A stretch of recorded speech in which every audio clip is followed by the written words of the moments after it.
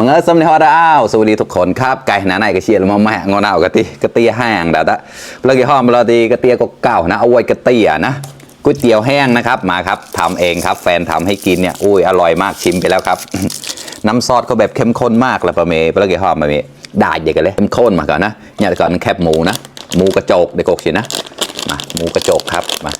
มากินด้วยกันครับเต็มถาดเลย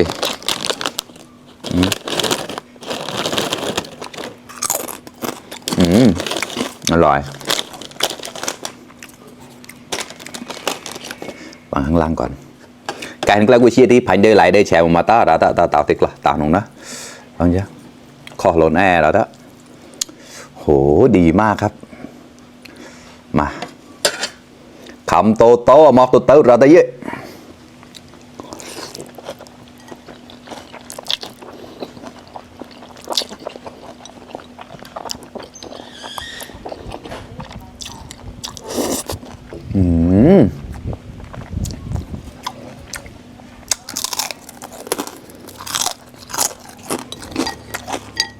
ข้อแล้วนะอร่อยมาก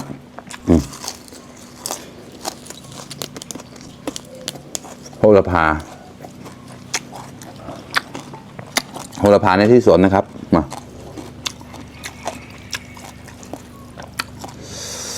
กล้าแล้วกล้า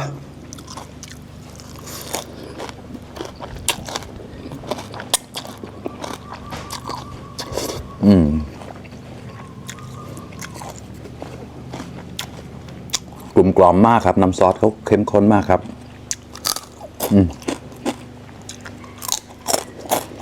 นี่ก็ตามจนก๋วยเตี๋ยวแห้งได้ชื่อหนึ่งคอมเมนต์เนี่ยแล้วนะใครที่ชอบกินก๋วยเตี๋ยวแห้งแล้วก็คอมเมนต์มาให้หน่อยนะครับอยากรู้ อร่อยมากนะมา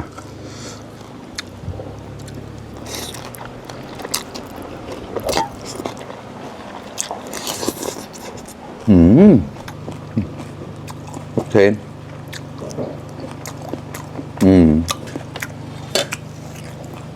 จ้ะ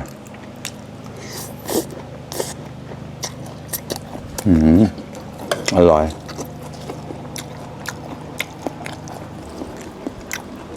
มาครับคำโตมอกโตเราได้เยอะ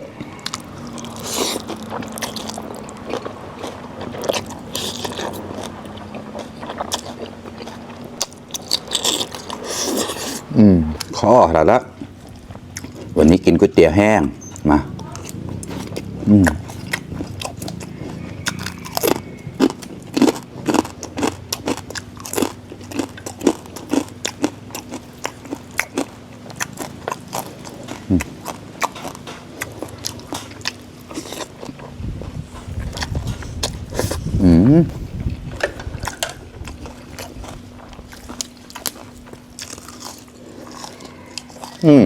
เข้ากันมากครับ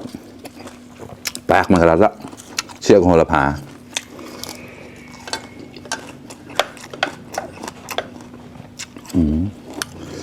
มาครับคำโตมอกโตเราได้เยอะ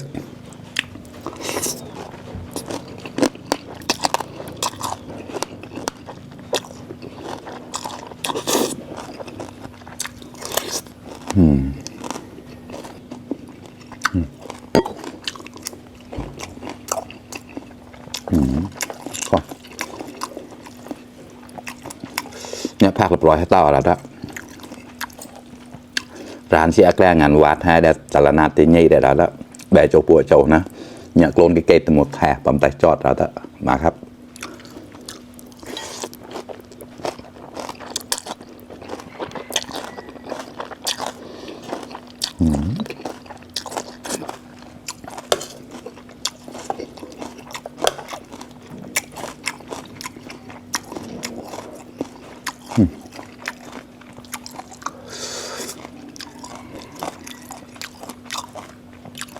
กล้าแล้วกล้ามาครับเพื่อน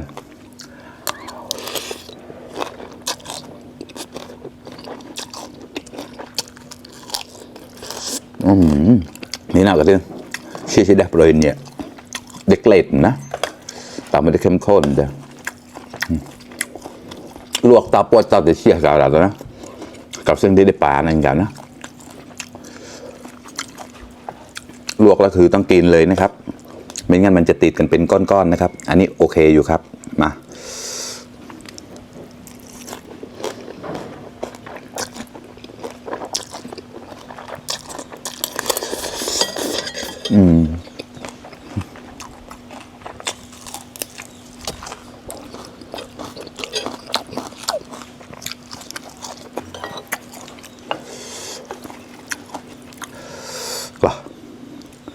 còn một thẻ đó ta ọt à cái đấy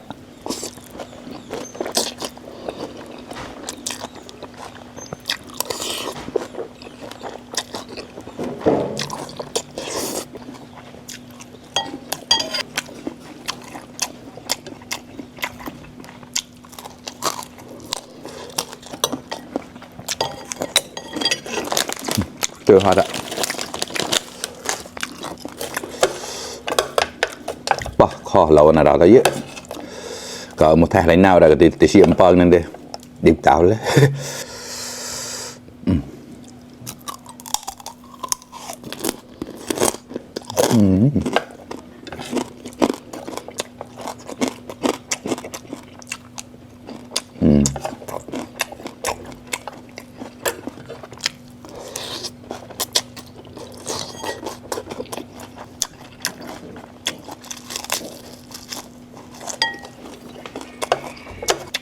เพิ่งทำกินครั้งแรกนะครับ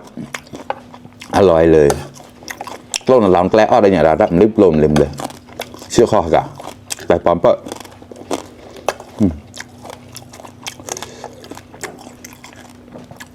ถึงเราในสหามโมลูกใช้ในสหามโมได้แล้วแต่ปอมแอร์แล้ว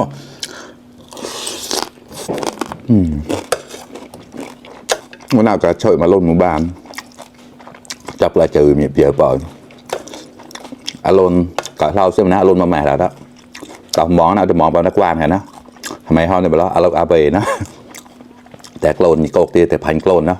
ถอดได้แก่แต่เมาได้ผมกล่าวเลยตามผมกว้านก็แบบนะยึดตบกระมองผมได้เดินแกลกรุงเทพแต่แกลมาชายดูนะมีตัวได้ตาชิวเมาที่ผู้ใหญ่บ้านเขามาโกลนนี่เกดอาหน้าก็ทิพเสียงกูเขาแต่โกลนเขาแต่พายนะแต่มองผมนักวานเนี่ยก็มีกวนแต่มองไปรถถ้าได้มองผมก้าวอะไรต่างก็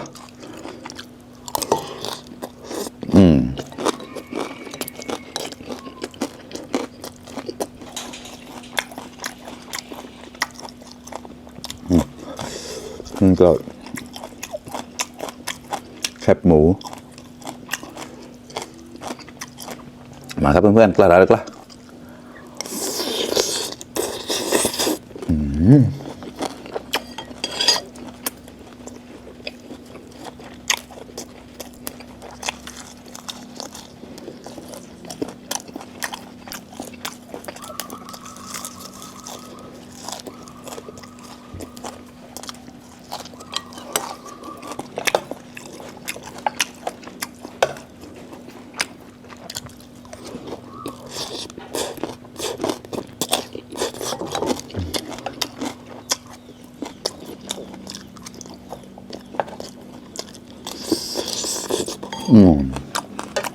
พอแล้วนะ